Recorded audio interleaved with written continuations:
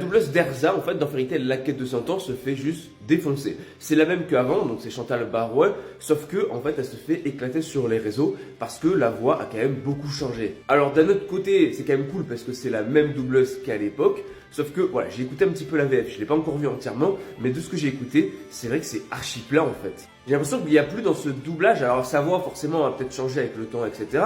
Mais il n'y a plus cette flamme qu'il y avait, il n'y a plus cette détermination. C'est pas la même intonation en fait dans la voix d'Erza. La voix est ultra monotone, ultra plate en fait, on dirait qu'il n'y a pas d'intensité dedans. Enfin, en tout cas, moi, c'est le ressenti que j'ai eu et pour avoir écouté Fairy Tail en VF pendant très très longtemps, hein, parce que Fairy Tail, bien sûr, que je le regarde en VF. Alors en VO aussi, j'ai fait les deux, mais voilà, je suis hyper habitué à la VF et dès que j'ai entendu cette voix en VF, celle de Chantal Barouin qui double Erza, c'est vrai que ça m'a choqué, ça m'a vraiment choqué. Dites-moi en commentaire ce que vous en pensez, mais voilà, après dans tous les cas, il ne faut pas insulter Chantal Barouin, ça reste une bonne doubleuse, c'est juste que c'est plus pareil qu'avant, et dans tous les cas, en fait, ça ne justifie pas d'insulter quelqu'un. De toute façon, voilà, de base, on pose les bases, mais voilà, dites-moi si vous avez le même avis ou pas, mais c'est vrai que ça fait bizarre.